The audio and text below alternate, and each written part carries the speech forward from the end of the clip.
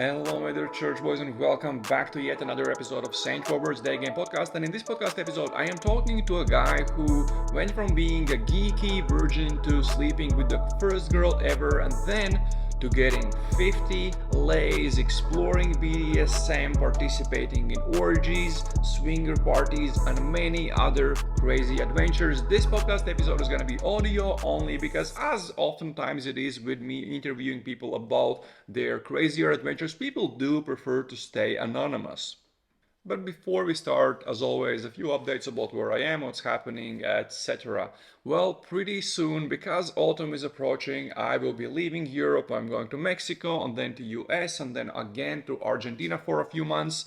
Bad news or good news for me are that all the coaching spots in Europe are completely sold out, but I will be in the US in a few months and I will have 3 to 4 coaching spots available there. So if you are interested in learning Daygame in field with me in the US, then click on a link in the description to find out more about coaching and fill the form at the bottom, and I'll get back with all the details, the cities I'm going to visit, prices, dates, and everything else. And these are the only news, so we can get straight down to the podcast episode. Let's go.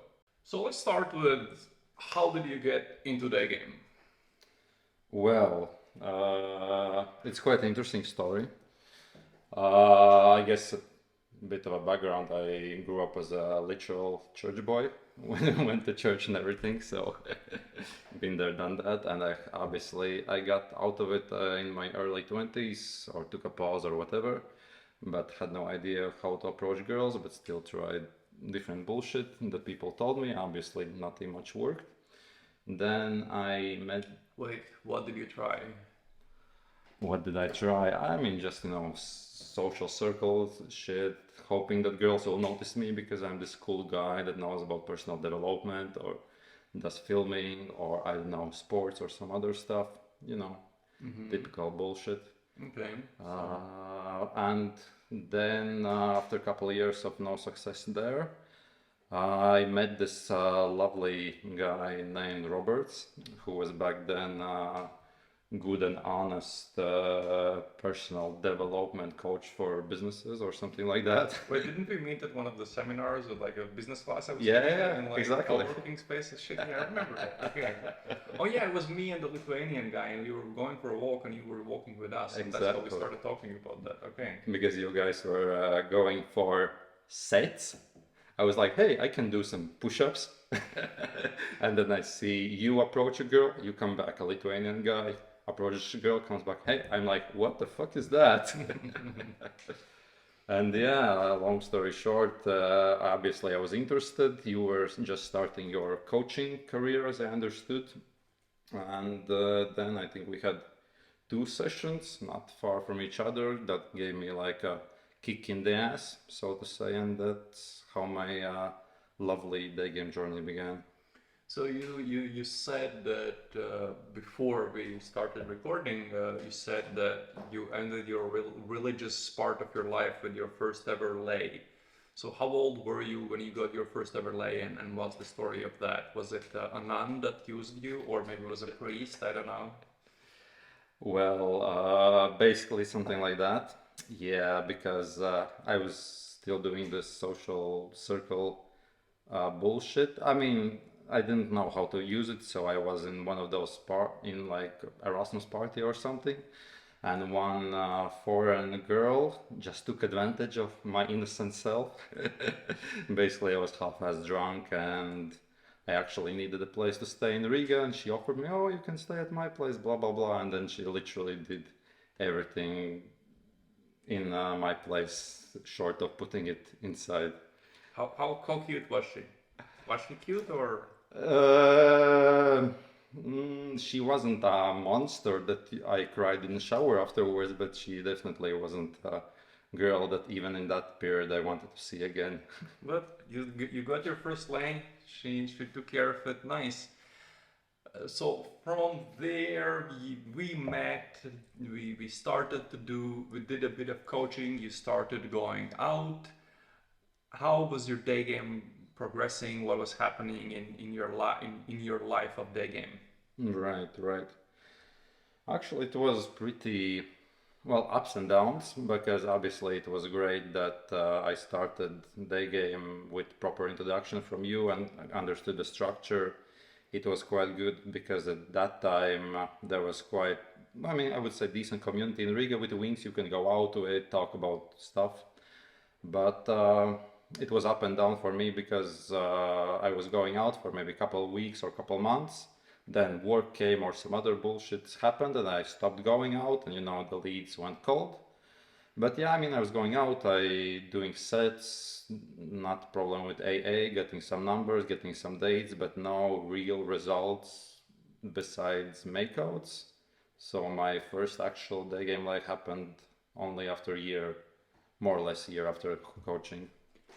Well, that's not bad because, as I said you when I told you let's do a podcast, you are a specific type of dude. Like we could call you nerdy, we could like we could I don't know how to describe it, but you like you know that you have a specific type of personality. You're not the most socially adept person. If you look at some extroverts who are like really good with people, from and I don't mean anything bad with this. This is vice versa because I think you're a great example of a guy who comes from that background and isn't the most kind of the best with people, and still you got really good results with girls. Maybe not from day game, but you found something that works for you. You discover what you actually are into.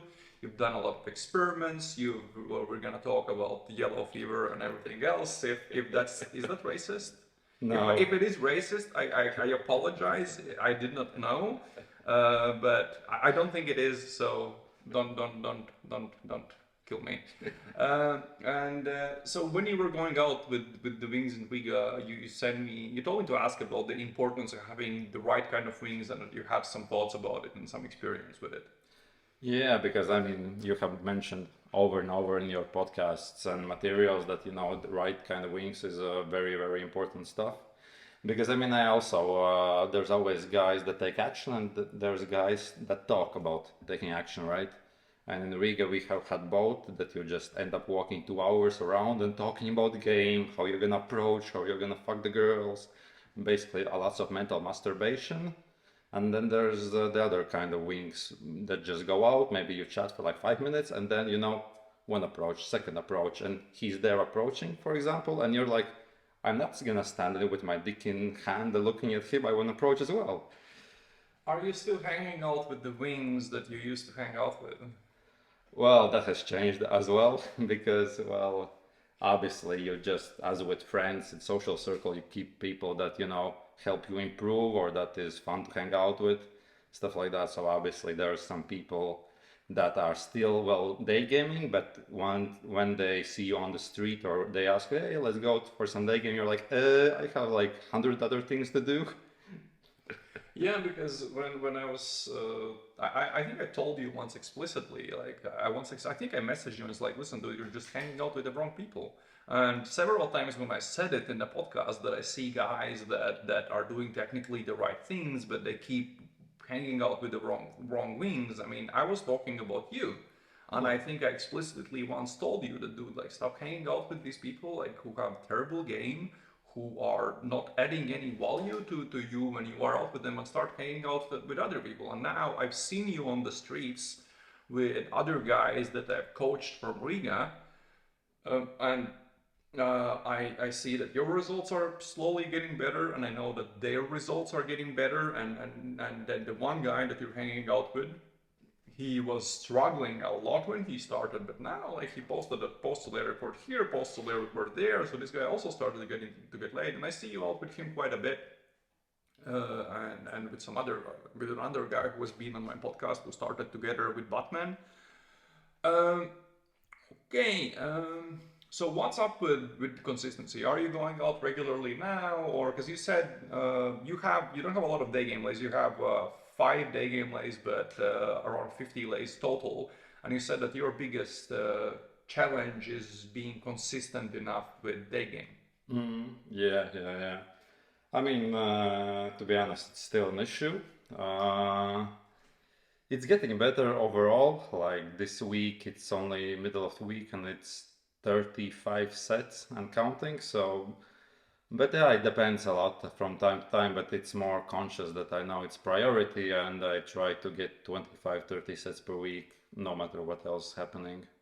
Okay, very good. So it seems that that is solved. By the way, one thing I wanted to ask you, when I saw you in Old Town a few days back, when we ran into each other when I was coaching the New Zealand guys, you changed your style. You were dressing. Your style used to be according to your kind of geeky persona, but now you look very dapper.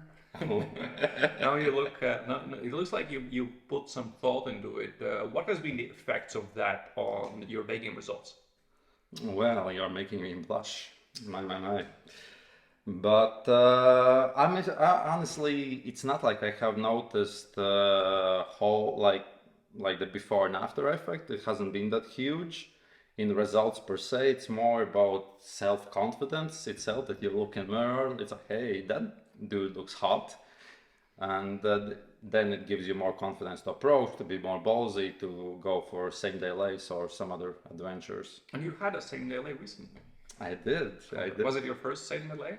It actually was, to be honest, and that was well, you know, very lovely experience with Ukrainian tourists that I showed the beautiful city of Riga, and the excursion ended with exhibition in my pants.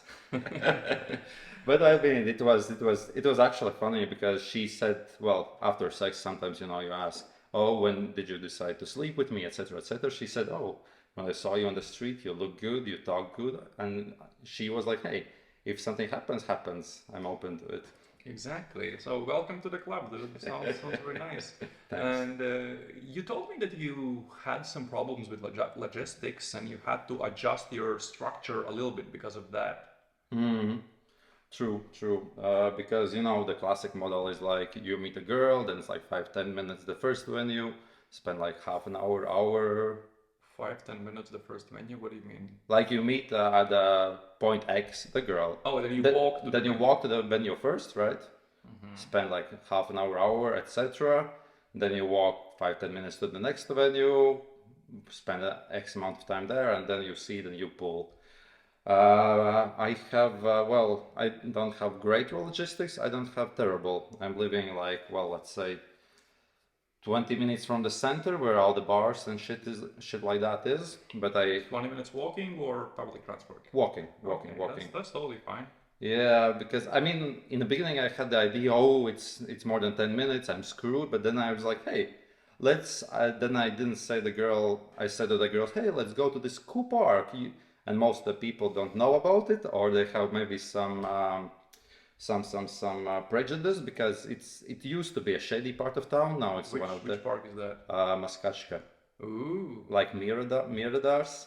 Yeah, no, is that near the mall shopping center? No, that is more like, there through the street, you go to the other side of the railway, and then there's the I know. Miradars. Yeah, next to the church. Exactly like that. Catholic There's Street Church, yeah, okay. 3 churches or something. But anyway, girls usually haven't been there. We do supposedly this small excursion, and I end up skipping venue 1. I do the walk, we go through my apartment to get some drinks, a blanket or something, we sit hour in the park or something, and then I pull back home. So I mean, because of I have some bars, but they are not very well logistically near me, so I have adjusted structure because of When that. I started day gaming, I actually used to live next to the park. No shit. Yeah, and yeah, there have been some adventures near there, and then definitely some pools. My first ever day game pool was to an apartment near the park. Actually, that's where I pulled my first ever day game girl. Not proud of the quality. But it was a first. It was the first. It counted. I did everything by the book. They said, I said, go to a store, get some snacks, take her by the hand, and then walk home. And when she asks where you're going, you just say, we're going to my place. The snack was oranges. I took her by the hand. We walked. She asked, where are we going? I took to my place. She didn't even bat an eye, and boom, we were at my place. And yes, Uh, when you started day gaming, you actually pretty soon after started traveling. Also because you decided to do this nomadic thing. Even I think before I started it, you said, "Fuck this! I'm going to Southeast Asia." You had done you've done a few cities. You've done London. You've done Kiev. So let's talk about your day game travel adventures. Where do you want to start? I mean, I guess London is a better starting point. It was, well, I started coaching with you, if I'm not wrong, in summer of 2018, something like Could that. be, yeah. Yeah, Yeah, most likely. That's when I started coaching 4 years ago. yeah, exactly. And I was doing some, work stuff that I needed to go abroad, and was spending 1 month in London that year. Not 2018, but the next one, 2019. But I still haven't gotten day game lay, and I would say my game was pretty shit. But London is either you love it or you hate it, because it's like a candy store. You go in and there's like everything, big, like Asians, Europeans, Americans, Latinas, etc., etc. But you need to have stronger game, proper stop, know your opener, your stacks, etc. So the girl otherwise leaves after like 20 seconds.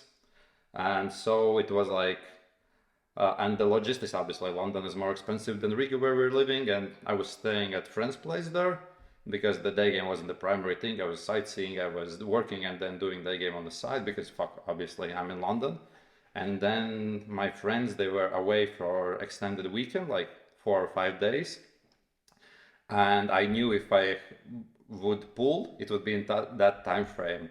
So I went out every day and did literally like 20, 30 sets at this like great big shopping mall and outside of it. And me, after like 4 or 5 days, well, I got some numbers, I got some dates, but unfortunately no lay. But day 4, day 5, I was like, fuck, I wanna jump off a bridge. This is too much. But in your head, it's like, I need to do it. I need to do it. I need to do it.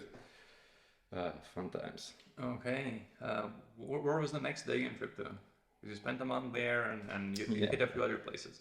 Yeah. That's when the real nomadic life started. I went that winter to Southeast Asia.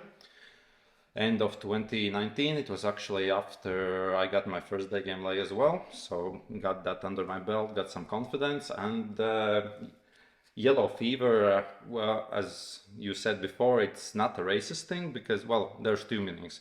One thing, there's the sickness, yellow fever. You need to get shots for Yeah, that. that's of course popular for Southeast Asia. Exactly. But the other thing is that, when you, as a foreigner, like European American, go there, you either get yellow fever or not. It's basically if you love the petite, nice, small Asian girls or you hate them. But you only can understand by being there on the spot. So in my case, unfortunately, I was the second person. I went on a date, I fucked Asian girls. They were like these feminine, cute little things that just did everything you asked. But they were very boring at the same time because I had multiple occasions. The girl just lays on the bed like a starfish and she's like, oh, do everything you want to me. And it's fun, like 1, 2 times, but then you're like, fuck, I want something that moves, that says something during the sex. So yeah, that in that whole context, I understood that Asians is not for me, and I don't have the yellow fever bug. I haven't been to that part of the world yet, but I definitely want to go. It's a part of the world I want to explore. This winter, I'm still gonna be spending in Latin America. I'm gonna be in Argentina for a few months until the end of January probably, and then I'm thinking about either spending a few more months in Mexico or doing Brazil. But the next winter, I am actually thinking about spending quite a bit of time in Asia, most likely. Okay, so other day game trips. Where else have you been? What else has happened? I was also in before the whole war started and everything. Fuck Putin. Fuck you, Putin. Fuck you, Putin. Exactly. Fuck you. Fuck that Because piece you of shit. fucked up one of my favorite cities in the world. Exactly. Actually, mine too. Not Kiev. Fuck Kiev. Uh, Kiev's good, man. Especially when we're gonna talk about, especially when we're gonna talk about more naughty things, man. It's one of the Oh, I've best heard. places So, ever. how was Kiev? But I mean, it was a mix. It was like really good and really bad at the same time because, as you also have mentioned, like the quality of girls is like fucking amazing. Like just models walking around. But of course, there's the Slavic mentality, and it's also very conservative. So actually, seeing the girl, approaching the girl, getting her number, getting on a date, and then sleeping, it's like completely different stages. And for me, I maybe in your city it was less, but in especially in Kiev it was like very, very much sugar babies that you either met to Daygame or some other means. They were a lot of time, hey, you know, I know this great restaurant, this great cafe, we should definitely go there. Like, fuck you. I like, okay, honey, tell me what's the name of it. I will check it out. I Google the place, open up the menu, and I see, oh, a salad costs 50 euros, a drink costs 100 euros. Yeah, those are scam bars. Yeah, I talked about this with Bobby Kramer, and he said, yeah, yeah. He said, oh, I know all the places, and if they name the place, you're like, yeah, okay, we're done here. Bye. True, true. But I mean, it was a very also like great quality, and once you got past all the bullshit and kind of broke the girl's frame, then there was those nice, lovely, obedient creatures that want to please you, do everything for you, blah blah blah. So it was a great, great experience. And So that's the beauty of Ukraine, and well, why Kiev had this myth of being these amazing day game locations where you can meet amazing girls is because they are very receptive on the street. They easily give their numbers, and you can easily get dates with them. But then going from date to late, that's a whole different thing. So guys would go to Ukraine, and they would go on dates with these amazing girls, and then they would go home and they would tell everyone else, oh my god, like I met these crazy hotties, and it was so easy to go on dates with them. Yes, but those guys did not get laid with them. Most of them went on dates but didn't get laid. It's super easy to get dates in Ukraine, but going from that to getting laid, it's a whole different topic that I covered on several podcasts last summer about day game in Ukraine, because the first podcast was about how we are completely getting destroyed, and I had been on 7 first dates without getting laid. And then a month in, I went from there to completely crushing, like destroying. And I got to like one layout of like 25 opens or something like that in Ukraine. It was crazy. Uh, and it just came down to being able to adapt to this new environment. plus obviously the language barrier. If you speak Russian, it's gonna be pretty well. Outside of Kiev, yes. Yeah, but even there, I mean, I went there with an idea that, oh, I'm gonna learn. I had some basic Russian. I could do a set and date with some headache, but could do it. But I had an idea. I will go there for a couple of months, work remotely, and learn Russian because, right, going on dates, etc. But the girls there, they wanted really to learn English, so their desire to learn English was much bigger than my Russian desire. Okay. So let's move from day game to BDSM. How did you get into the whole BDSM scene? How did that happen? Well, I was in Asia, in Vietnam to be specific, and as we talked before, there was the situation with the starfish girls that did nothing in the bed, and it was getting quite frustrating to be honest. And so I started to look what other options are out there, because obviously one thing is to date foreigners, which I did as well, but there's also a limited supply, especially since it was the beginning of the pandemic, etc. So I discovered a thing called BDSM, and there's this website called FetLife, basically a Facebook for kinky people, as they say. And as it happened, I was in one of the big cities at that point, in Saigon, in Vietnam, and like 10 million plus, like London, give or take. And thankfully, the BDSM scene was pretty active there. So they had like events where you could just go and meet people that are in the community, talk with them, drink some beers, eat some food, like It's like munches? like munches, yeah, munches, open hours, stuff like that. And well, it's I found out that they actually don't bite when they first see you, only if you ask nicely. But it was great, yeah, because you saw the people, what they're doing. They were very open about their sexuality, their fetishes, their kinks, etc. And I was like, hey, I really want to get into this because it's much more interesting than just, regular sex. How were they viewing you as a single guy showing up to a munch? How receptive were they to that? Well, I know that in some other places they maybe have some stigmas about it, but one big factor was that I was foreigner, because you are basically I don't know, Shiny. shiny thing, a walking cash machine for most, but just a status symbol. But I mean, overall, they were pretty open to it. I don't know if it was because of the foreign factor or just because they were welcoming new people, and the whole community was run by foreigners themselves and the local Vietnamese, mostly girls, but also some guys who were like a secondary following positions.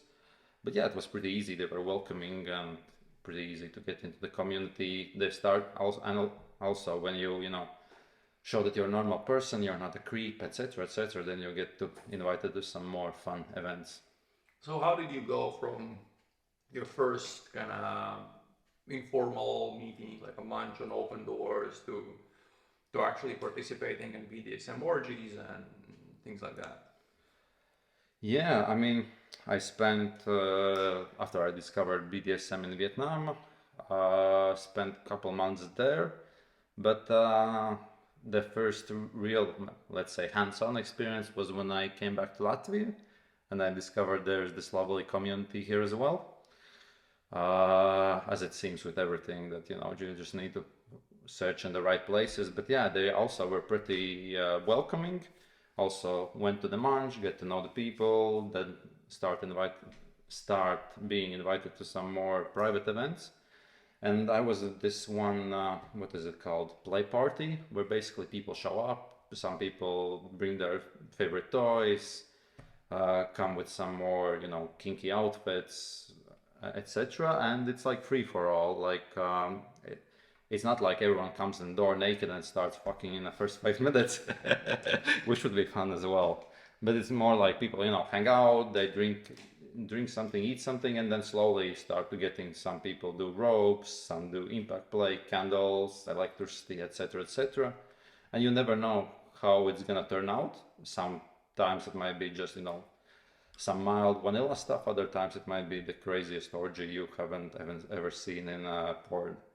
And it was in one of these parties that it just started casually. There were some games, there were some ropes. Then it was still while the flame hell was in town.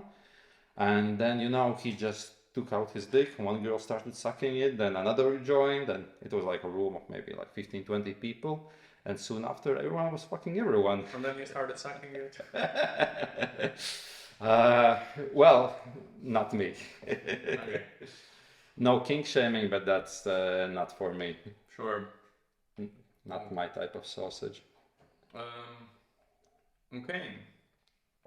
Well, so how was it transitioning from being this sort of shy, inexperienced guy to this new persona that you discovered, the other side of you that you discovered? How was the transition? It's actually, I think, pretty easy because there was like I think community had a big factor in it, that you can just go there, you can meet other like-minded people and try out different things that you have fetishes for, like ropes, hitting girls, playing with candles, with fire, with, I don't know, everything that comes into mind. You're not this, weird guy at home trying to convince your girl or partner, oh, I saw this on the internet, it should be fun. Right? But it was actually pretty interesting because like there was this my first Daygame lay that I got back in late 2019, And I started getting more into BDSM like late 2020, 2021. And I was still seeing that girl after I came back from Asia. And at first, when I started seeing her, it was, yeah, it's, I have a girl I can fuck. We did it all natural, all good. But then when I started getting into BDSM, I noticed that I like her like less and less and less, because she was this nice, lovely Latvian dancer, vanilla girl that likes to do it, like this in this lovely way without hitting, biting, choking, anything. But as I got more and more into that, I started getting less and less into her. But yeah, as I in that sense, I slowly transformed from this proper nice Latvian guy to a still nice guy, but that likes to hit girls. Nice guy that likes to hit girls. We have something in common. Well, when people see you, they don't think, oh, it's a nice guy. That's true. That's one thing that like annoys me. That I try to like dress down. I try to like wear more white and these like positive colors. But then I keep hearing from girls, "Oh, you fulfilled my Viking fantasy." I'm like, "Oh man, will you shut the fuck up?" I've heard this for like 10 times. It's so annoying to be. I feel subjectified. Oh my God, you poor soul. Yeah, so you got tired from your regular. You realize that there is a different. You discovered a different. You discovered a different side of your personality. How did girls react to that? Well, it was pretty interesting because now I had this hidden box of surprises, because I started also when going to date, be that from Daygame, social, or some other sources, filtering out girls more hardcore, like during the questions game, asking about, oh, what's your like sexual fantasies? What do you think about 50 Shades of Grey?